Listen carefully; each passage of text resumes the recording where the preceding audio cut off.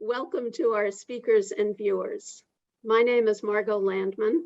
I am Deputy Vice President for Programs at the National Committee on U.S.-China Relations. When we began thinking some time ago about a program on the U.S. troop withdrawal from Afghanistan and its implications for Sino-U.S. relations, we had no idea of the state of crisis we would find ourselves in today. Fortunately, we have with us now three experts who will help us to understand the current situation and what may happen down the line. Our experts include Niva Yao, joining us from Bishkek, and Derek Grossman in Los Angeles. Moderating will be Daniel Markey, Senior Research Professor at Johns Hopkins SAIS. His latest book, published last year, is entitled China's Western Horizon, Beijing and the New Geopolitics of Eurasia. Very apropos. I will turn the floor over to Dan, who will introduce the speakers and begin with some context to set the stage for the rest of the discussion. Dan, it's all yours. Great, thank you, Margot. It's a real pleasure to be able to moderate this conversation today for the National Committee on U.S.-China Relations. What I want to do is briefly introduce our two speakers. Their full bios should be available on the website. First of all, we have Derek Grossman. He's a senior defense analyst at RAND. He served for over a decade in the intelligence community, including at the Defense Intelligence Agency. He's an adjunct professor at the University of Southern California, and his work appears regularly in The Diplomat as well as in other major publications. And we also have Niva Yao, who is a researcher at the OSCE Academy in Bishkek, Kyrgyzstan. She's a fellow at the Eurasia program of the Foreign Policy Research Institute in Philadelphia as well. And her writings on China's relations in its Western neighborhood have been featured in a wide range of international publications and news outlets. She's originally from Hong Kong, and she has been based in Bishkek since 2018. So welcome to both of you. To kick things off, I'd like to just try to set the scene. Obviously, developments in Afghanistan are moving very quickly. We've seen really shocking developments on the ground, at least from a Washington perspective, over the past few weeks, culminating, of course, in the Taliban sweeping into Kabul this past weekend, unopposed at that point by government forces. The Afghan government effectively collapsed. President Ashraf Ghani fled and has since reemerged in the UAE.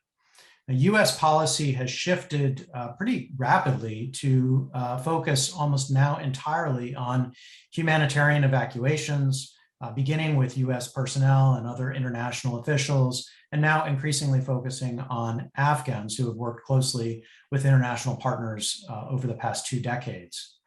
For their part, the Taliban appear to be consolidating their control over the country, or at least trying to. They have put down some recent protests out in the countryside and in some of the cities, and have announced an amnesty for former government officials, as well as their own plans for forming a new government, a government that will be based, they say, on Sharia law and definitely not on democracy. But the situation remains fluid.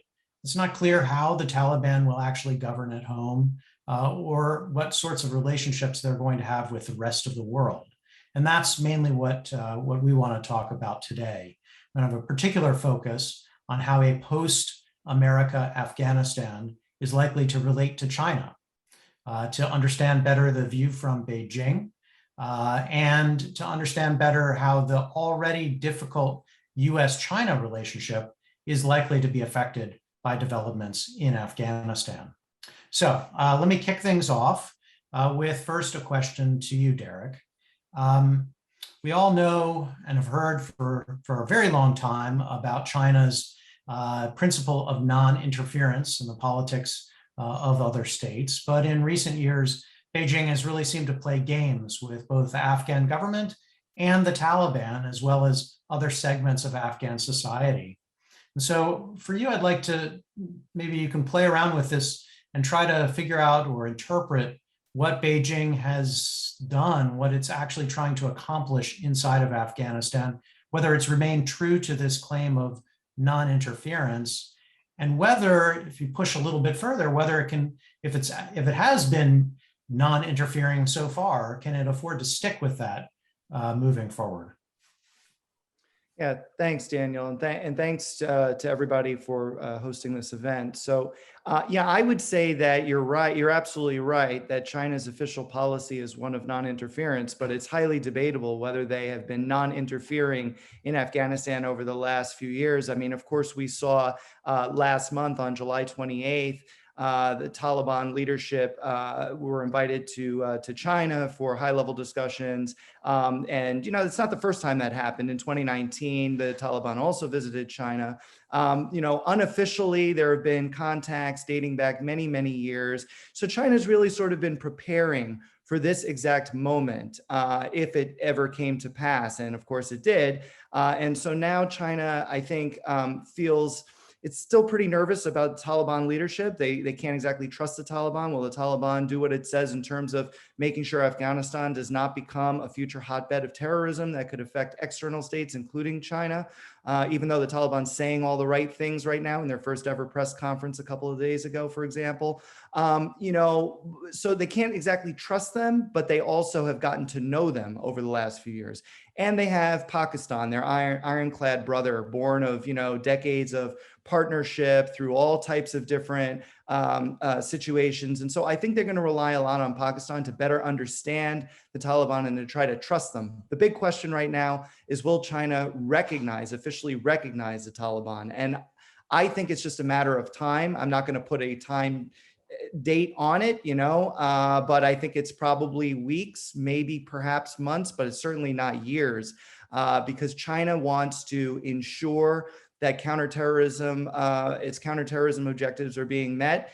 And it also wants to access Afghanistan at some point in the future to extract natural resources. And to do that, you really have to recognize the Taliban at some point in time. But Great. Yeah, you touched on a lot of different things, and I want to be able to circle back a bit in our conversation to a few of them. But let me just push you just briefly on this. You know, it's one thing to have conversations with the Taliban. It's another to be interfering, so to speak, in the politics of Afghanistan. So regardless of where China draws the line, how do you interpret what they are doing and what they are likely to do? Talks, fine.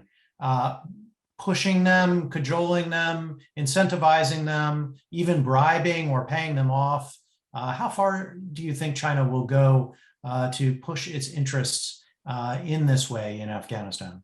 Yeah, I mean, I think the Chinese could easily turn that around and say, well, the U.S. meets with opposition leaders all the time, and so meetings, by their very definition, do not meet the threshold of interfering. But you know, you're right. I mean, have they been supporting Taliban leaders behind the scenes monetarily with arms, et cetera? And I think a lot of that is not known publicly. And if we were to discover later on that, in fact, yeah, they have been supporting the Taliban quite a bit, then, you know, that would be, I think, a clearer violation of their non-interference policy. But let's be honest, though, the non-interference policy is on paper. It doesn't really matter in practice.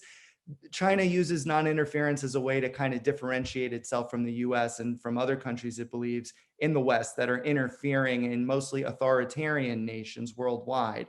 And so it's trying to strike a contrast there, but in practice, it's doing much of the same things that we would do.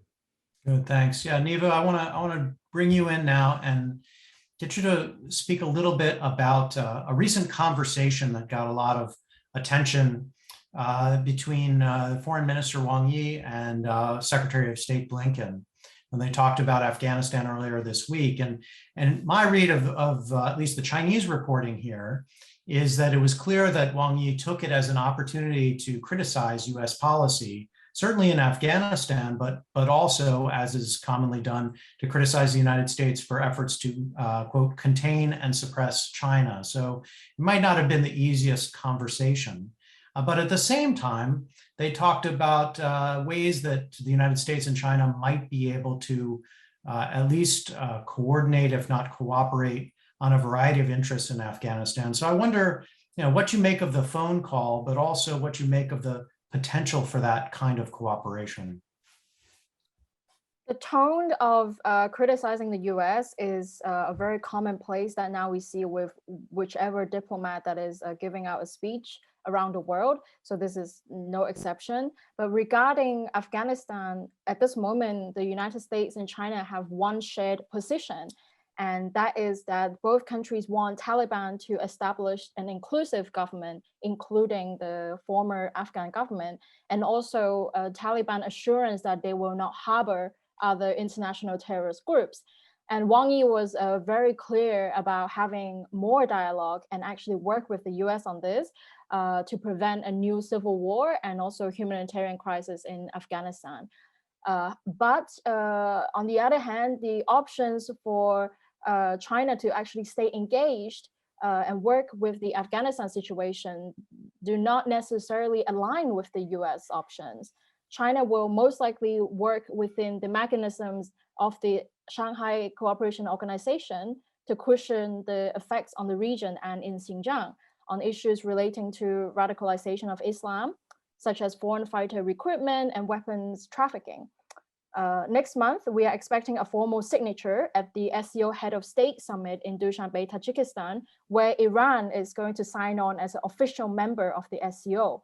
This now is going to allow for an all-round encirclement to contain the most immediate effects resulting from the international terrorist groups in Afghanistan.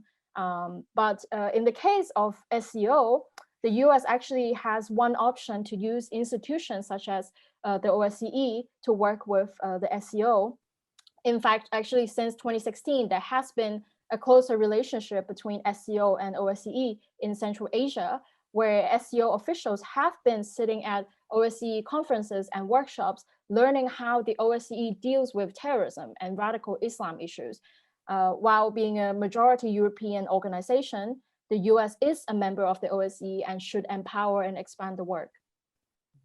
Interesting. So you touched upon some of the mechanisms by which the United States and China might at least indirectly coordinate on counterterrorism inside of Afghanistan. But one of the points that Wang Yi also made was a point of criticism about the United States for changing its stance on ETIM in Afghanistan.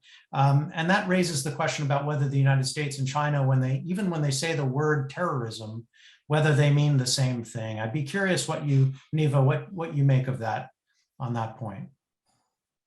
China right now has enough capacity to keep out the East Turkestan movement away from Xinjiang, for sure. China's main concern, given the current situation, is about the revival of the East Turkestan activities in this neighborhood, which China has spent the past 20 years through the SCO to actually get rid of these activities. So if Afghanistan becomes an even more attractive hub for international terrorist groups, these activities, including those of the East Turkestans, will overspill to Central Asia. China at the SCO will step up efforts to keep out these effects. And this is an area that the US can come in and share experience, insights, and jointly combat these activities of those international terrorist groups in Afghanistan. Even if the US does not reinstate the ban on East Turkestan, China will still need the experiences and the capacity from US to support the expected increase of radicalization in Central Asia. This cooperation will be valuable to US to maintain presence in this region and continue to work with allies in Central Asia, such as Kazakhstan and Uzbekistan. Interesting. So you've made the point, you would say that ETIM is a serious threat, or at least perceived that way by China, and that maybe cooperation or learning from the United States could be helpful there. Derek, let me toss this back to you. I mean, do you see ETIM as a real or potential real threat to China? Is Beijing correct to fear that a Taliban-led Afghanistan will be a major security threat to China, or is this overblown? And to what extent, coming back to the cooperation with the United States, to what extent do our differences over Xinjiang and the broader issues of Uyghurs and separatism in China, how do those differences play out in terms of our views on Afghanistan? Yeah, so I mean, whether ETIM actually exists or not, I think is a point of huge controversy between the U.S. and China. You got to look at the history here. Right after 9/11, as kind of an olive branch to Beijing, Washington put ETIM on the State Department's terrorism list in 2002. But the Trump administration last year took ETIM off, stating that, you know, there was no real evidence that the group even existed anymore. So, but Beijing at least thinks it does exist.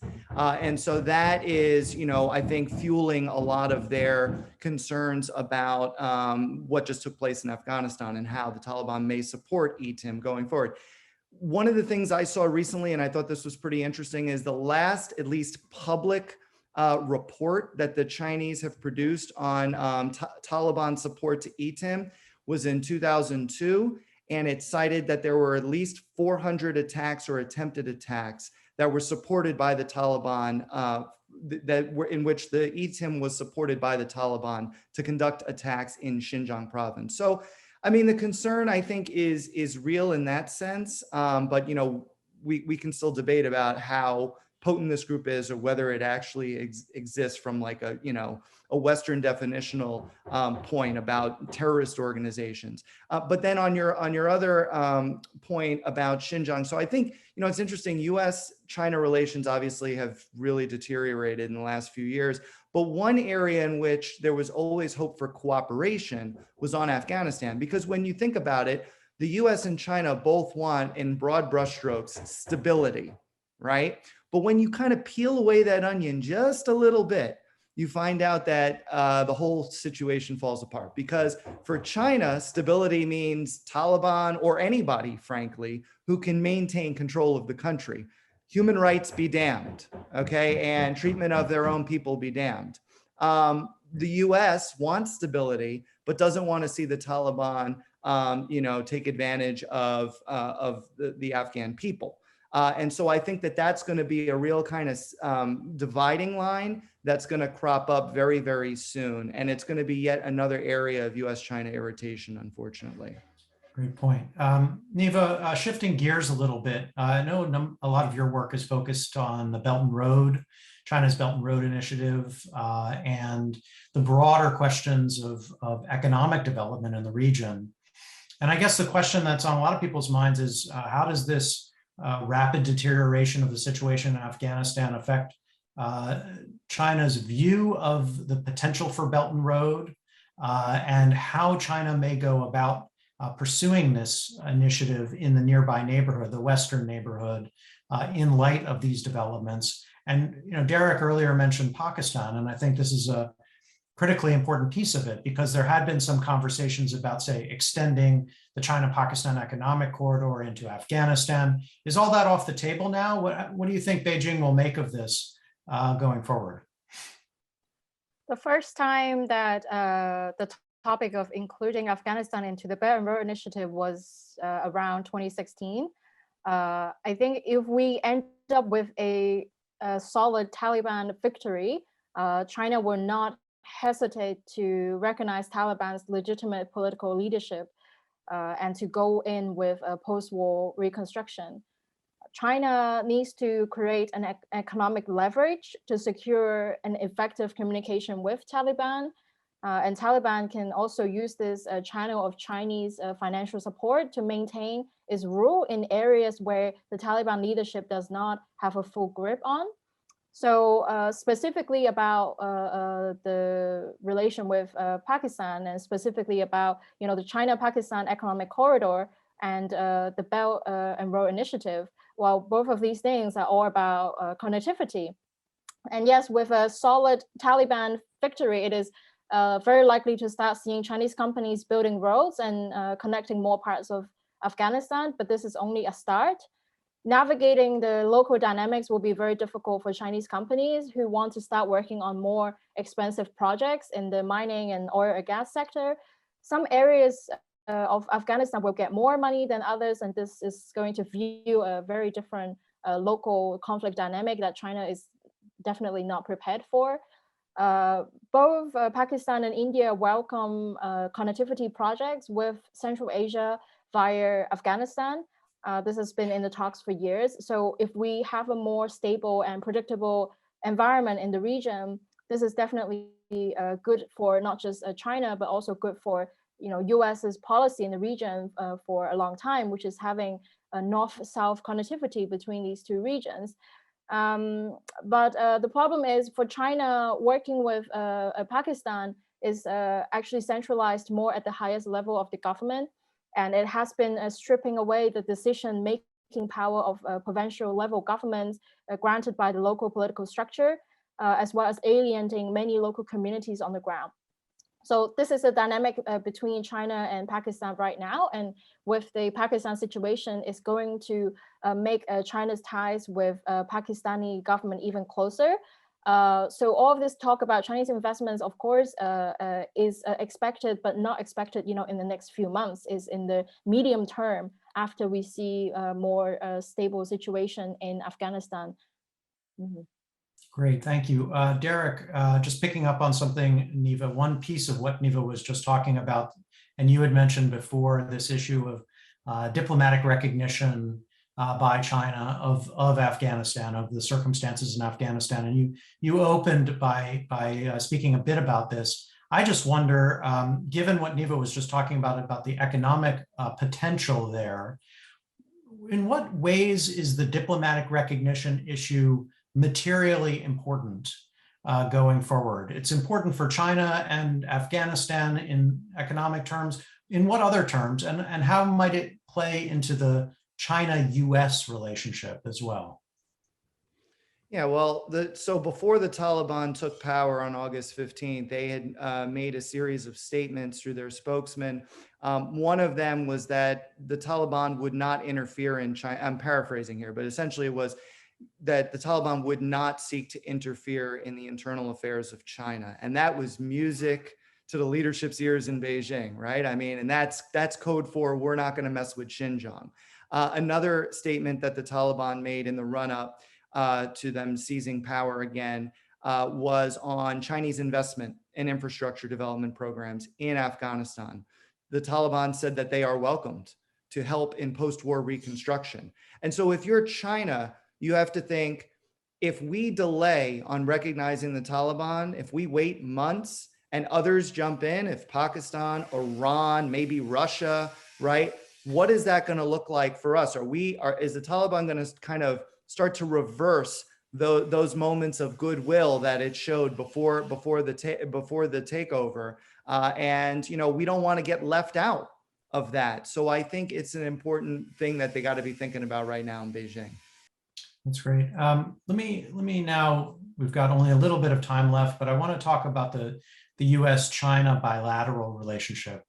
And one of the points that's come up a number of times, at least in the media, is a desire on the part of certain Chinese officials, it seems, to draw connections between what the United States has done in Afghanistan and what the United States might or might not do in Taiwan. And this is a pretty sensitive issue, but I wonder, Derek, let's start with you. How should Taiwan view U.S. security guarantees in the light of an apparent lack of commitment to a different ally and a very different part of the world in Afghanistan? Are these things connected, or should we see them as very separate issues? Yeah, I know there's been a lot of discussion about this, unfortunately. And, I think they're apples and oranges, frankly.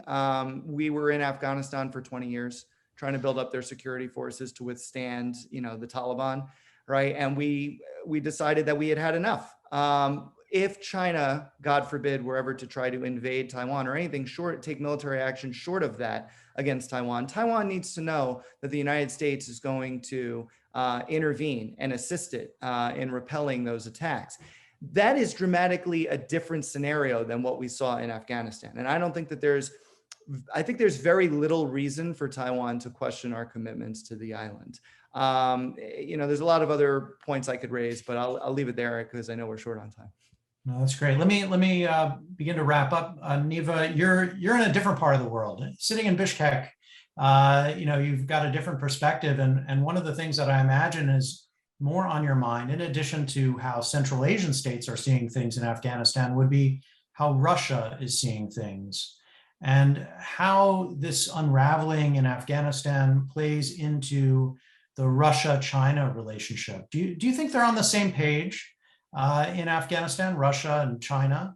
Do you think that this will play to further advance what seems to be a remarkable alignment that persists between them, or do you think this will be an irritant, like some other issues in the region, actually push China in different directions from Russia? When it comes to Afghanistan right now, Russia and China are definitely on the same page. Particularly, I expect that through the Shanghai Cooperation Organization, China and Russia will definitely work together to provide more security capacity to the countries bordering Afghanistan, because both China and Russia do not want to see Central Asia become radicalized. Millions of people from Kyrgyzstan and Tajikistan work in Russia as low-skilled workers, and Russia depends on these populations for its economy, but they also at the same time bring a high risk of terrorism when the region becomes more radicalized. And China as well believes that a radicalized Central Asia will bring their ideologies to Xinjiang with human mobility through businesses and family links. So both Russia and China wants to maintain its position in Central Asia as the security provided in order to cushion these effects. And we can expect many more initiatives within the SCO, especially in the coming month with the summit. That's great. So continuing with this question of potential alignments and wrapping up, I guess, Derek, let me turn it back to you. If China and the United States can see through to find pieces of cooperative ventures in Afghanistan, particularly on countering terrorism, as we've talked about a bit so far, is that likely to make much of a difference to their ability to cooperate in other venues? You mentioned how the broader bilateral has really deteriorated over the years. Is Afghanistan still an opportunity for finding some positive out of this and potentially working to find avenues of cooperation, say on climate change or elsewhere? Is there anything positive here in terms of the U.S.-China relationship? Yeah, that's a good question, a tough one to answer. My view is that China actually now has the inside track on Afghanistan and therefore has the leverage because they have Pakistan. Pakistan has developed a relationship over decades with the new rulers of Afghanistan, the Taliban, right? And so what are we really going to offer China in Afghanistan? That's what I'm trying to figure out, on your question. The Chinese would love to, do something for us in exchange for something really big, concessions on Taiwan or something like South China Sea, something like that. But we're, at least under the Biden administration, we're not going down that path. We're looking at climate change and non-proliferation and things like that. And so, I don't really see much leverage anymore, unfortunately. I hate to be cynical about it, but that's the truth. So the United States doesn't have much leverage to entice the Chinese to cooperate in this area. But Niva, you've suggested that there's at least some degree of overlapping concern with respect to terrorism. So I guess maybe I'll frame it a different way. Even if the United States has relatively less to offer, you've suggested China could learn some lessons from at least technical lessons, U.S. tactical efforts against terrorist organizations. Do you see the potential that might bleed over, in a sense, in a positive way, into other aspects of U.S.-China relations, or is this just a very Afghanistan-specific area of cooperation that probably isn't going to redound to the benefit of the broader bilateral relationship? This is definitely a very Afghanistan-specific situation because right now, China and US are on the same page in the sense that they have the same interests regarding these terrorist groups that are radical Islamic groups that see US as the enemy, but at the same time, this is not, China's a friend in either, because China also do not want to see more Islamic radical groups, particularly in Central Asia and also in other parts of the world, in the Eurasia continent. So whereas the climate change issue for China, like many other things, like the non-intervention, policy, the efforts that China say they will commit to is just letters on a piece of paper. When we look at what actually China is doing domestically regarding climate change, we see that nothing is really happening. It's all just promises and no commitments. And this is, China put their economy first, and they will not commit to any policies that reverse the economic stability of China. So when it comes to climate change, this is not an area that China and US will actually find common ground, but Afghanistan can be, because the US and China right now do have a common interest. So not a lot of potential linkage there. I guess, again, because you're sitting in Central Asia, I'd be curious to follow up on what China has done very specifically on the ground in the neighborhood in a security sense. A number of reports over the years in terms of Chinese activities in Tajikistan and trying to stem the flow of people and fighters, even just ideas, propaganda, and so on into China. Do you perceive that more of that is likely now? What do you make of China's willingness to take an active or more active security role on Afghanistan's border? So we have to keep in mind that, what China is worried about is not that Taliban or terrorist groups getting into China, but what China cares about the most is that Central Asia becomes more radicalized. So in this sense, China's prime strategy right now is making sure that there is border security in Central Asia, amongst the different Central Asian countries, and also between the borders of Central Asia and China. So in the past 5 years, we've seen an annually military exercises and border exercises that go to these borders and inspect. And also China is undergoing a 3D mapping actually of the border between China and Central Asia. And this is going to have satellites that monitor the mobility in that region. So China is not so much incapable of this. And at the same time, we have to bear in mind what is China's biggest concern, and that is radicalization in Central Asia. So one of the very interesting things that China has done in the past couple of years is that since 2015, China has implemented many policies and initiatives within the SCO, specifically on cybersecurity. And this is not about hacking into websites, hacking into government infrastructure, but this is about how international terrorist groups are using the internet to recruit fighters to go to Afghanistan or go to Syria, or they are using internet to promote ideology of radicalization and support different international terrorist groups. So China has been hosting a cybersecurity exercise every 2 years since 2015 in Xiamen under the structure of the Shanghai Cooperation Organization.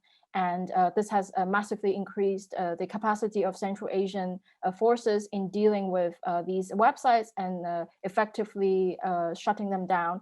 And it is an area that will definitely increase now. Great. Well, it looks like we're running out of time, or we've run out of time, but I do want to thank both of you, not only for your insights, but for insights that in some ways contrast with some of the public reporting that has focused so extensively on things, whether it's the connection with Taiwan, or the ways in which China might become more immediately involved in Afghanistan that seem, at least according to our conversation, a little less likely. So I think in a quick amount of time, we've gotten past the headlines into the depth, and I really appreciate both of you for doing that. Thank you. Thank you all so much. I want to reiterate what Dan just said. I think events have happened so incredibly quickly that a lot of the reporting has been breathless. And all three of you have encouraged us all to take deep breaths and step back and think about what's happening in the broader context, the historical context, the geographical context. And that's an incredible service to everybody who's really concerned about an obvious flashpoint in the world. So thanks to the three of you, thanks to our audience for sticking with us, and thanks to the National Committee staff who've made today's interview possible.